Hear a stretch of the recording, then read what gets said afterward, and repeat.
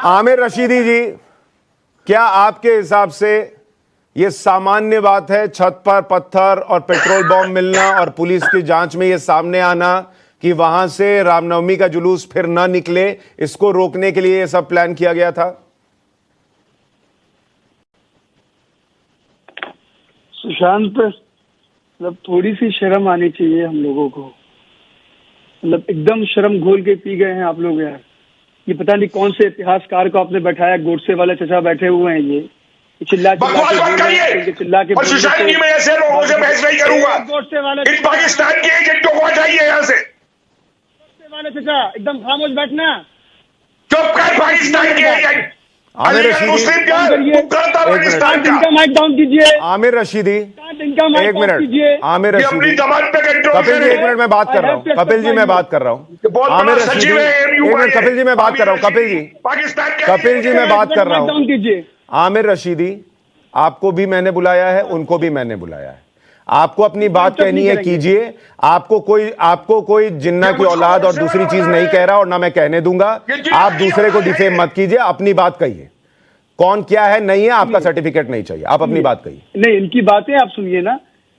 मैं वही कह रहा हूं कि आप बैठ करके एक प्रोपेगेंडा चला रहे हैं यहाँ पर। आपको दिख रहा है कि वहां पत्थर किए गए। अच्छा, ये कौन सा तरीका है कि रमजान के महीने में जहां पर असर की नमाज हो रही हो वहां पर आप जुलूस लेकर के जाएं और मस्जिद के गेट पे रोक करके आप मस्जिद के गुंबद पे इनका माइक पहले आप। कपिल जी एक मिनट, उनको बोल लेने दीजिए। कपिल जी उनको बोल लेने दीजिए, फिर आप रिस्पॉन्ड कीजिएगा। कपिल जी एक बार बोल लेने दीजिए ना भाई, सुन तो ले लोग। एक बार सुन तो लेने दीजिए। कपिल जी सुन लेने दीजिए, एक बार बोल लेने दीजिए, फिर आपको मौका दूंगा, आप बोलिएगा। आमिर बोलिए। आपने कोई स्टोरी चलाया कि मस्जिद के गुंबद पे बैठ करके चढ़ करके वहां भगवे झंडे लगाए गए? सुनिएगा पहले मेरी बात पूरी। उसके बाद 20 वीडियोस चल रहे हैं सोशल मीडिया पे जहां मस्जिद के सामने आपत्तिजनक नारे लगाए गए। समुदाय विशेष को बोला गया कि पाकिस्तान भेजेंगे, टोपी वालों को पाकिस्तान भेजेंगे। उसके बाद जो कार्रवाई हुई वहां पर, सरकार ने मध्य प्रदेश के अंदर एक तरफा कार्रवाई की।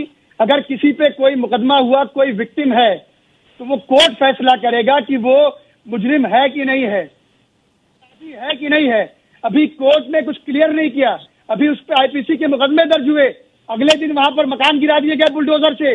वहां का एसपी खड़ो के ऑन वीडियो ऑन कैमरा कह रहा है कि मैं इनके मकान गिरा दूंगा। किसी के बाप का हिंदुस्तान है। देश कानून से चलेगा या किसी के एक आइडियोलॉजी से चलेगा? इस पे आपने कोई डिबेट किया? सीधी सी बात, पहली बात।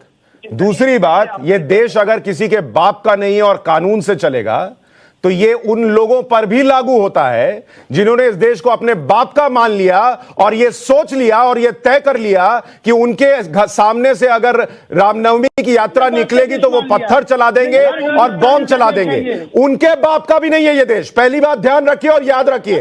दूसरी बात, मेरी बात सुनिए, आपको आपकी भाषा में समझा रहा हूं। अगर किसी के बाप का नहीं है तो उसके बाप का भी नहीं है जो पत्थर चला रहा था। ये देश उसके बाप का भी नहीं है। और अगर आमिर रशीदी, अगर कानून पर इतना विश्वास है, मुझे सुन लीजिए। आपने बोला, मैंने आपको नहीं टोका, मेरी बात सुनिए फिर रिस्पॉन्ड कीजिएगा।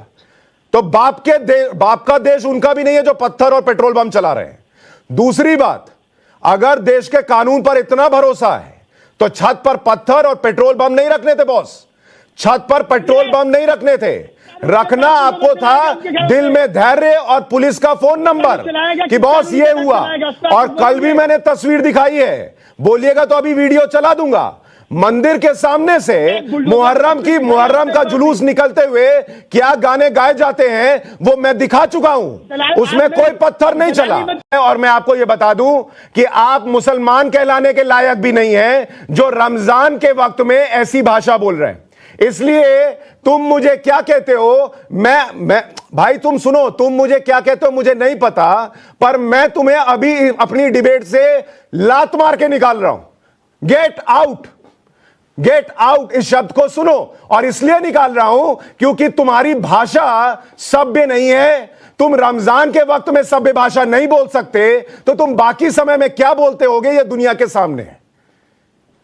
जो रमजान के समय नहीं बोल सकता वो बाद में क्या बोलता होगा वो दुनिया के सामने है।